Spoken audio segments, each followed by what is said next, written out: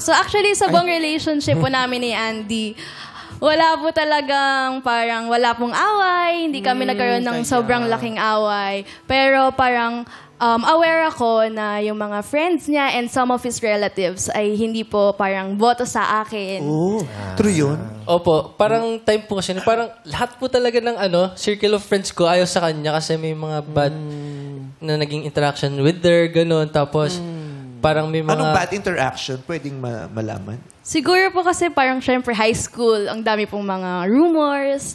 So parang nagkaroon po ng bad impression sa akin. Ako po kasi yung parang medyo boyish po ako nun. So medyo close po talaga ako sa lalaki. So iba po yung connotation sa kanila. Akala nila maharot ka? Opo, parang ganon. So parang ang naging image ko po sa kanila ay lolokohin ko lang si Andy. So hindi po nila ako nagustuhan. And medyo loud din po ako nun. Hindi po nila gusto yung ganong personality for Andy. Which I understand naman.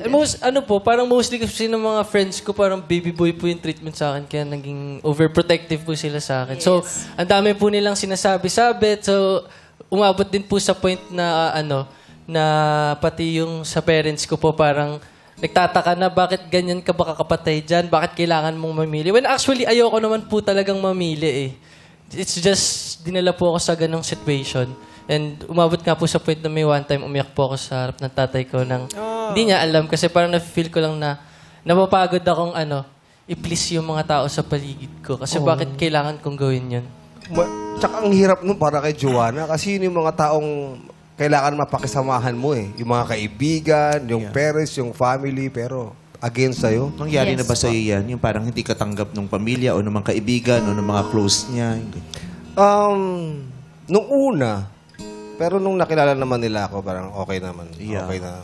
Kailangan mo lang talagang pakita sa kanila na kung sino ka. Totoo. Ako ang magbibigay ng testimonial kung sino ka. Kilalang kilala kita. Thank Sino you. siya? Kilala mo ako. Maganda kang tao. Talaga. Mabuti. Matalino. May puso. Ikaw ay kaibigan. Kapatid. Bakit ako na Ay, akala ko may joke. Totoo Hindi, pala. totoo yun. Pinuo. Siya ay kapatid, kapamilya, kapuso. Ka-A to Z. Hindi, I love Thank this. you. I love this human being. One of my favorite human beings in the whole world. I love you more. I will vouch for this guy. Nakaka-fragile Beautiful naman. man. Voucher ako. Eh, pagtatanggol ka niya. Vouch! Hindi ka niya ikiklik. Ako. Di ba? Kung bahala sa'yo. Thank you. I love you. Ang init lang ng kilikili mo. Doon ako naiinit. Kasi, kasi nga, Hindi tayo nag-aaway eh. Maganda ni. May banding ni. Oo, hindi. Ganito lang kami. Ganito lang kami sa TV, pero sa pag wala sa TV. mas lumalala. Naghihirap. Ganito lang kami sa nagbabardagulan kami, pero sa totoong buhay, naghihiraman kami brief nito. Nung hinarap ko yung sa kanya, nalaglag agad. Ano no? Nalaglag agad. Luwang. Yung sa'yo naman, di ko masuot. Bakit? Ay, extra small. balingkinitan kasi yan. Nag-workout Bata may siya. Mickey Mouse pa. Anyway, sakit yun ah. Yes po. Nakipaglaban ka, nakipagtagisan ka, or you didn't care. Kasi dalawa yan eh. Oo. Maapektuhan ka ba o wala kang pakialam kung di ka bet ng buong mundo? Correct. During that time, andun po ako sa wala akong pakialam. Kasi kami po ni Andy yung nasa relationship during that time eh. So parang wala po akong pakialam kung ano sasabihin nila kasi si Andy yung mahal ko, kami yung nasa relasyon. But it's just that sa end ni Andy, he cares about what they say. And I understand. Siya yung mas Yes. Oh, ano yung may Apektado care? siya May eh. care o may effect sa'yo? Affected ka ba? Yung naniniwala ka ba sa mga naririnig mo or you care about her na nagaganon siya? Ako po binavalue ko po kasi na sila po yung kasama ko before her. Pero, ayun, parang nung kami po kasi, nung kami magkarelasyon po, masaya lang kami, as in, wala nga po ako matandaan na malala po yung away namin. So, ang ginawa ko po, nung medyo tumagal-tagal, parang nilalearn ko yung art of deadma. So, sinusubukan ko po, lumaban ng lumaban, nilalaban ko po siya talaga.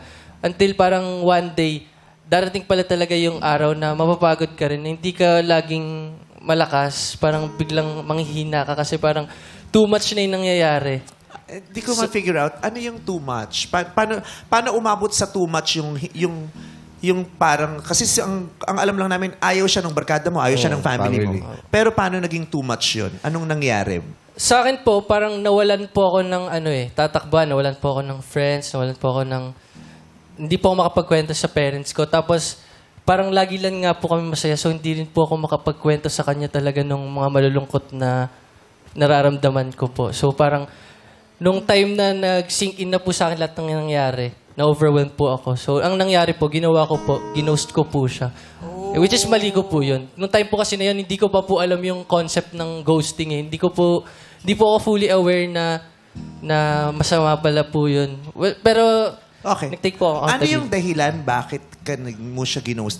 Anong nag-overwhelm sa'yo? Issues? Hindi ko magets kasi. May issue ka, pero hindi ko alam kung ano yung issue mo. Yun po, yung mga nangyayari po sa mga friends ko, na parang na-realize ko po na nagiging people pleaser po ako. Actually, hindi lang po siyang ginost ko that time. Lahat po ng friends ko. And actually, lahat po ng mga friends ko rin, parang hindi ko na rin po friends. So parang lumayo ka? Parang lumayo ka sa kanila? Hindi ko na po makontrol kasi sobrang gulong-gulo din po ako na parang, bakit ba kasi kailangan mamili? Bakit pwede namang nandyan Bakit ba? friends ko, nandyan siya? Hindi ko makalaman kasi yung extent eh. Oo. Di ba ayaw siya? Anong extent nung ayaw sa kanya? Inaaway ka ba ng mga kaibigan mo? Pinalayas ka ba ng mga magulang mo kung di mo siya hihiwalayan? Yes. Yung Actually, nagiging demanding na po sila. Tapos, demanding sino? sila po sa time. Yung family parang- and friends? Yung friends ko po, parang sinasabi nila, nagbago daw po ako, ganun. Tapos ang nangyayari po, lagi po nilang inaaway si Joanna. And masakit po siya sa part ko kasi nawi-witness ko po yung... Inaaway ng, paanong away? Online? Binabash siya? Physical? Tinatalakan? Meron pong time na online, paparinig sila sa mga tweets, and then meron ding time na minessage nila ako personally, na parang sinasabi nila ako na inconsiderate, insensitive towards Andy. Bakit alam nila yung number mo? Sa Facebook lang po. Minessage Sa nila ako. messenger. Ganun. So parang, Ba't friends mo sila sa Facebook? yung iba po, yes, since yung iba ay schoolmates ko po. Ba't kayo nakipag-friends sa Facebook ng mga kaaway sa'yo? Hindi, before mo kasi, actually, friends ko naman sila. Parang, pero ever since na nagkaroon ng May relationship. ganun palang mga friends, no? Gusto nila sirain talaga yung relationship. Hindi, baka siguro dahil nga dun sa karakter ni Joanna sa school na ganun na loud boyish, daw. na may Oo. loud. Oo. So para sa kanila, siguro parang hindi maganda para sa kanila Naging yun. protective sila. Yes, pero naging sila yung protective sila para kay nanira. Andy.